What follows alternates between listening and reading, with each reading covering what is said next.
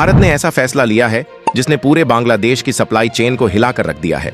सीमा पर खड़े ट्रकों की लंबी कतारें, लाखों का माल धूप और बारिश में बर्बाद होता हुआ, भारत ने ट्रांसशिपमेंट सुविधा अचानक रोक दी और इसका असर सिर्फ व्यापार पर नहीं बल्कि पूरे साउथ एशिया के पावर बैलेंस पर पड़ गया। क्या यह सिर्फ एक व्यापारिक फैसला है या इसके पीछे छिपी है राजनीतिक चेतावनी और रणनीतिक दबाव?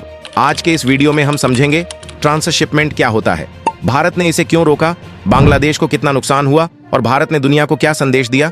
लेकिन आगे बढ़ने से पहले कमेंट्स में जरूर बताएं कि आप किस राज्य से हमारा वीडियो देख रहे हैं। दोस्तों, जब किसी देश का सामान सीधे दुनिया तक नहीं पहुंच पाता तब उसे किसी पड़ोसी देश का सहारा लेना पड़ता है। यही सहारा ट्रांसशिपमेंट कहलाता है। मान लीजिए एक देश के पास बड़े बंदरगाह नहीं है या उसकी सड़कें और रेलवे अंतरराष्ट्रीय व्यापार के लिए पर्याप्त नहीं है, तो वह अपना माल दूसरे देश के पोर्ट्स, रोड्स या रूट्स से होकर आगे भेजता है। यानी सामान उसका होता है लेकिन रास्ता किसी और का। भारत और बांग्लादेश के बीच भी कुछ ऐसा ही हो रहा था। बांग्लादेश का माल ट्रकों और कंटेनरों में भरकर भारत में दाखिल होता था, फिर भारत की सड़कों, रेलवे लाइनों और बंदरगाहों से होकर तीसरे देशों तक पहुंचता था। बाहर से देखने पर यह सिर्फ एक तकनीकी व्यवस्था लगती है, लेकिन हकीकत में यह पूरे व्यापार की रीढ़ होती है।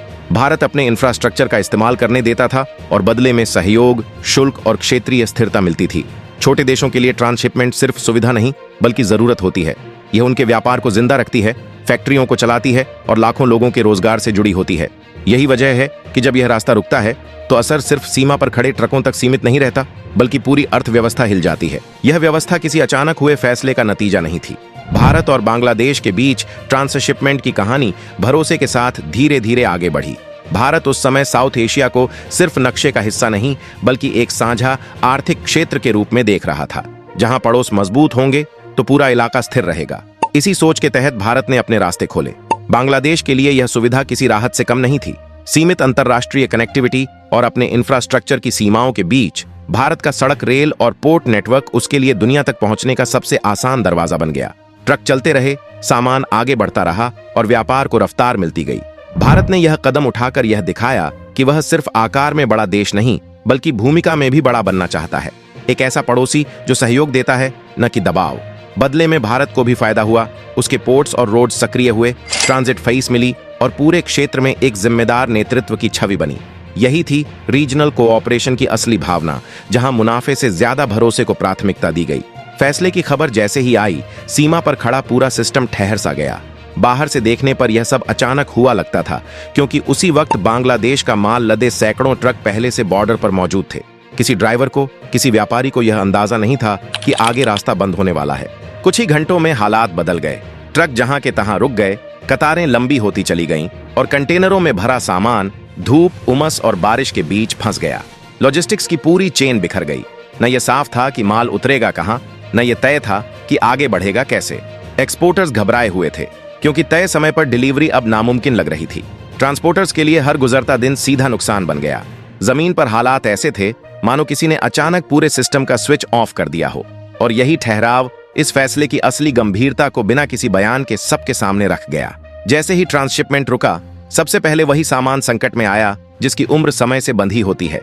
फल, सब्जियां, मछली, मीट, डेयरी प्रोडक्ट्स और कुछ संवेदनशील केमिकल्स ट्रकों में बंद बंद बॉर्डर पर खड़े रह गए। हर गुजरता घंटा उनके खराब होने की रफ्तार बढ़ा रहा था। देरी के साथ मौसम ने भी कोई राहत नहीं दी। तेज धूप ने कंटेनरों का तापमान बढ़ाया, उमस ने नमी फैलाई और अचानक हुई बारिश ने पैकेजिंग को कमजोर कर दिया। हालात तब और बिगड़ गए जब यह साफ हुआ कि सीमा पर न तो पर्याप्त कोल्ड स्टोरेज है और न ही ऐसा इंफ्रास्ट्रक्चर जो माल को लंबे समय तक सुरक्षित रख सके। बड़े एक्सपोर्टर्स किसी तरह संभल गए। उनके पास वैकल्पिक रास्ते थे, बीमा था, नुकसान बांटने की क्षमता थी।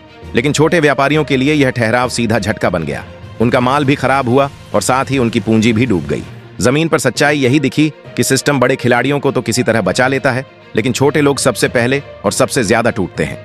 बांग्लादेश की अर्थव्यवस्था की रफ्तार निर्यात के दम पर चलती है और जैसे ही ट्रांसशिपमेंट रुका, इस मॉडल की कमजोरी सामने आने लगी।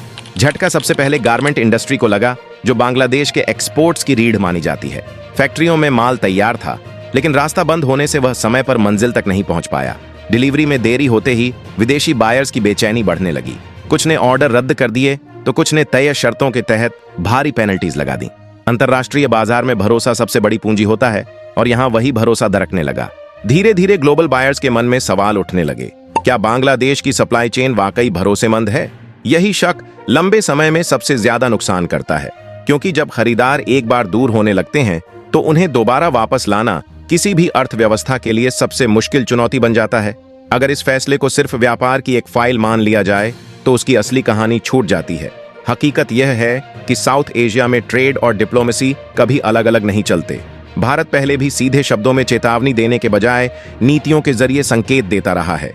ट्रांसशिपमेंट रोकना भी उसी रणनीतिक सोच का हिस्सा दिखता है, बिना शोर किए, बिना मंचों से बयान दिए, लेकिन असर गहरा। इस कदम ने साफ कर दिया कि भारत अपने आर्थिक संसाधनों को सिर्फ मुनाफे के लिए नहीं बल्कि कूटनीतिक संदेश देने के लिए भी इस्तेमाल कर सकता है। पड़ोसी देशों के लिए यह एक शांत लेकिन स्पष्ट संदेश था। सहयोग तब तक ही मजबूत रहेगा जब तक रिश्तों में भरोसा, पारदर्शिता और संतुलन बना रहेगा। जैसे ही ट्रांसशिपमेंट रुका, साउथ एशिया का पावर बैलेंस भी उजागर हो गया। भारत एक रीजनल गेटकीपर की तरह सामने आया, जिसके रास्तों और फैसलों पर पूरे क्षेत्र की सप्लाई चेन निर्भर है। छोटे देशों की डिपेंडेंसी अब किसी सिद्धांत की बात नहीं रही, बल्कि जमीनी हकीकत बनकर सामने आ गई। बांग्लादेश की बार्गेनिंग पावर को झटका लगा, क्योंकि वैकल्पिक रास्तों की कमी ने उसकी स्थिति कमजोर कर दी। ये सिर्फ एक देश की कहानी नहीं थी, बल्कि पूरे साउथ एशियन जियोपॉलिटिक्स में बदलते समीकरणों का संकेत थी, जहां भारत की भूमिका पहले से कहीं ज्यादा स्पष्ट, मजबूत और निर्णायक नजर आने लगी। पिछले कुछ सालों में बांग्लादेश की दिशा तेजी से बदली है और इस बदलाव में चीन की मौजूदगी साफ दिखाई देती है। सड़कें हों, बंदरगाह हों या बड़ी बड़ी इंफ्रास्ट्रक्चर परियोजनाएं, कहीं न कहीं चीनी निवेश की छाप नजर आती है। बाहर से देखने पर यह सिर्फ विकास की कहानी लगती है, लेकिन भारत के लिए यह तस्वीर इतनी सीधी नहीं है। साउथ एशिया में बढ़ता चीनी प्रभाव भारत की स्ट्रेटेजिक सोच को सीधे छूता है। यही वजह है कि ट्रांसशिपमेंट रोकने के फैसले को कई विशेषज्ञ सिर्फ एक प्रशासनिक कदम नहीं बल्कि एक इनडायरेक्ट सिग्नल मानते हैं। भारत ने बिना किसी खुले टकराव या तीखे बयान के यह साफ कर दिया कि क्षेत्रीय संतुलन उसके लिए अहम है और अपने रणनीतिक हितों को लेकर वह पूरी तरह सतर्क है। कभी कभी कूटनीति शब्दों से नहीं बल्कि ऐसे खामोश फैसलों से ज्यादा साफ बोलती है। इस एक फैसले ने भारत की भूमिका को बिना किसी शोर के दुनिया के सामने रख दिया। न कोई जल्दबाजी, न आक्रामक बयान, बस इंतजार, आकलन और फिर सटीक कदम। भारत ने दिखा दिया कि साउथ एशिया की रीजनल लॉजिस्टिक्स पर उसका नियंत्रण सिर्फ कागजी नहीं बल्कि जमीनी हकीकत है। ये वही रणनीति है जहां स्ट्रेटेजिक पेशेंस के बाद स्ट्रेटेजिक एक्शन लिया जाता है। आर्थिक फैसले यहां सिर्फ व्यापार तक सीमित नहीं रहे बल्कि फॉरेन पॉलिसी के प्रभावी औजार बन गए। बिना मंचों पर भाषण दिए भारत ने साइलेंट डिप्लोमेसी के जरिए साफ संकेत दे दिया। क्षेत्रीय सहयोग उसकी शर्तों और संतुलन के साथ ही आगे बढ़ेगा। इस पूरे घटनाक्रम ने बांग्लादेश के लिए भी एक अहम सीख छोड़ी। ट्रेड में एकतरफा डिपेंडेंसी जितनी आसान लगती है उतनी ही जोखिम भरी होती है। वहीं भारत की लॉन्ग टर्म स्ट्रेटेजी भी साफ दिखती है। वह सहयोग देने वाला पड़ोसी भी है और जरूरत पड़ने पर निर्णायक कदम उठाने वाला देश भी। ट्रेड एग्रीमेंट्स तभी टिकते हैं जब दोनों पक्ष अपने विकल्प खुले रखें और संतुलन बनाए रखें। साउथ एशिया का भविष्य भी इसी संतुलन पर टिका है, जहां सहयोग दो बढ़े लेकिन हर देश अपनी रणनीतिक आजादी को सुरक्षित रखते हुए आगे बढ़े। यही संतुलन आने वाले समय में पूरे क्षेत्र का रोड मैप तय करेगा।